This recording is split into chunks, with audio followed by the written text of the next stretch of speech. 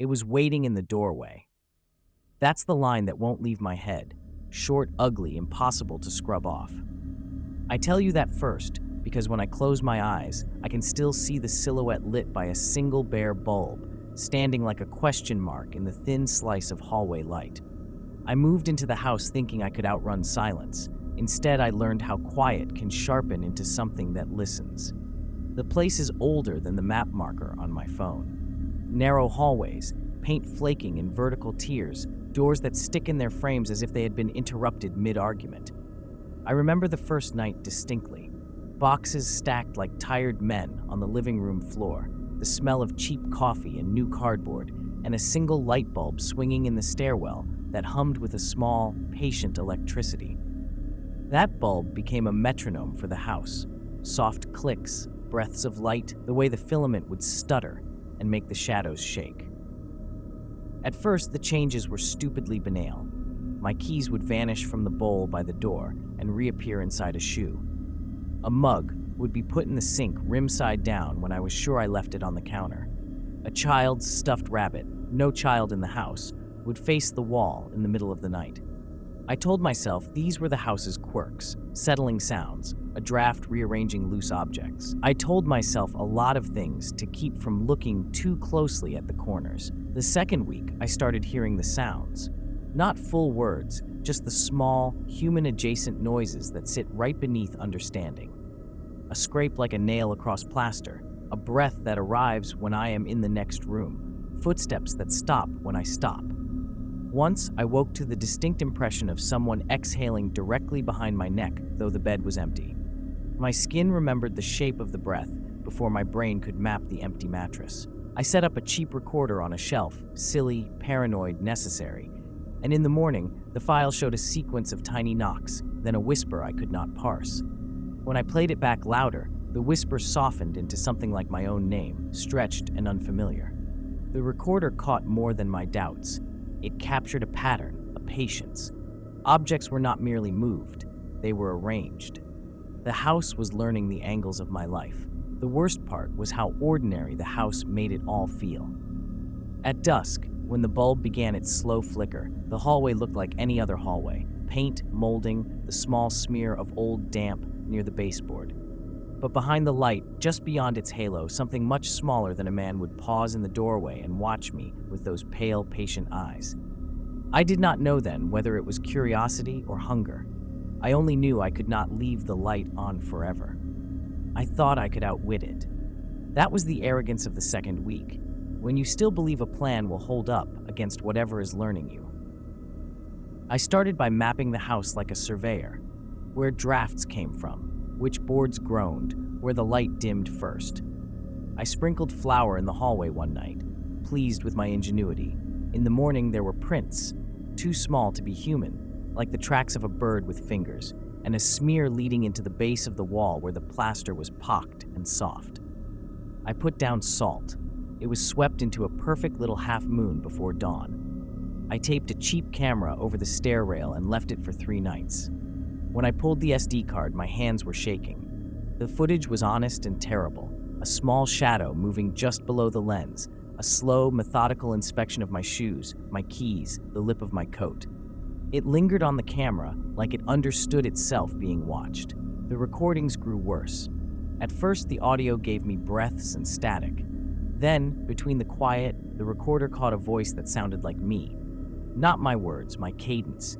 It imitated the pause I make before I curse, the stupid little laugh I use when I'm alone with a podcast. The voice would say a single word and stop. Sometimes it said my name.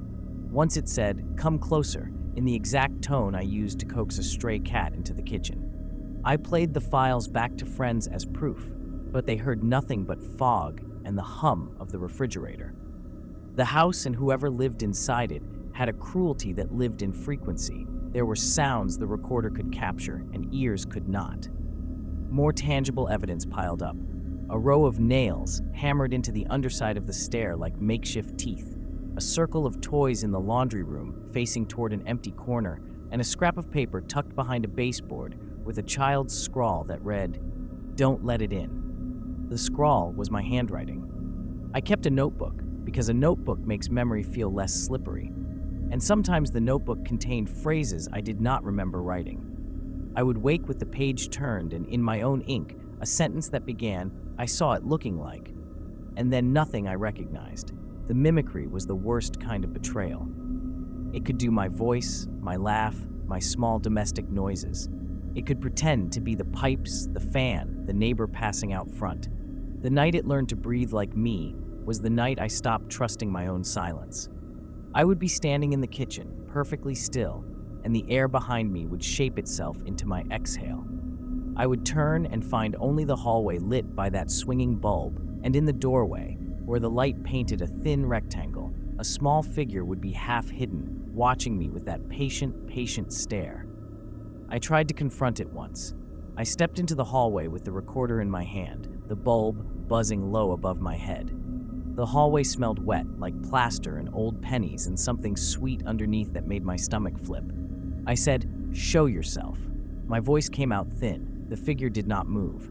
Then, from inside the walls where the wiring runs, my voice answered me back, perfect and wrong. "Show yourself." The hairs on my arms prickled with recognition and something like grief. It sounded like me and not me at the same time, as if the house were copying not my body, but my insistence.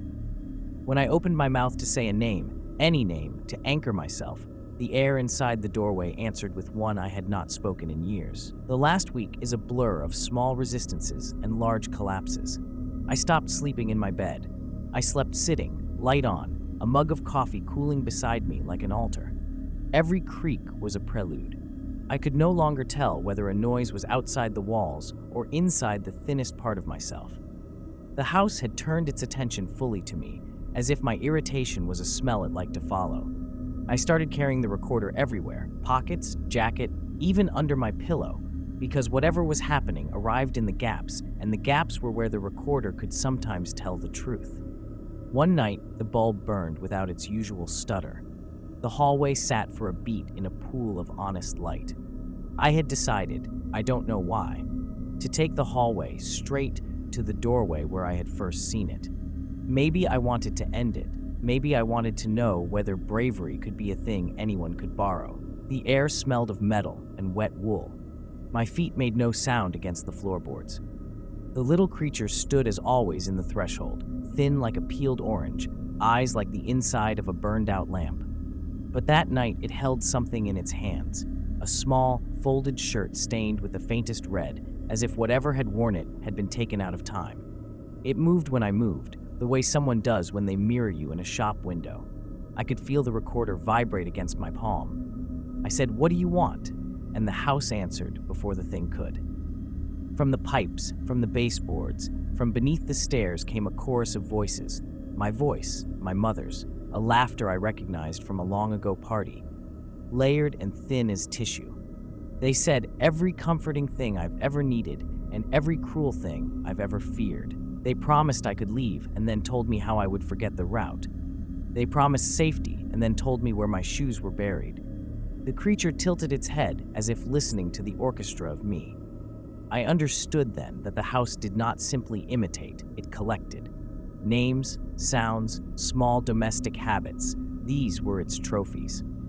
The notes were stored like coins in a jar. One by one, it had been saving parts of people. The scrap of paper I'd found, "Don't let it in," wasn't a warning toward me. It was a warning from someone who had once been inside and had managed to write to the future, a warning to themselves. I took a step forward, and something cold wrapped a finger around the back of my ankle. No, not wrapped. It threaded through the sole of my shoe like a root. I looked down, and the hallway had folded. The light became a narrow eye. My own voice rose from the recorder in my hand, slow and patient, saying the smallest, loneliest thing I had ever said out loud. I thought I could leave. I tried to answer, tried to say the name of the street, the city, the face of someone who could pull me out. The house answered with a name I had not said in years, the name the creature had learned from a whisper in a different room. My breath fogged the air between us, and the fog spelled my resignation. It did not move to take me. It did not need to. The thing that lived in the walls had already folded my sounds into itself. It spoke then, and the sound was not new. It was mine. It answers in my voice. subscribe to Horror Story Bar.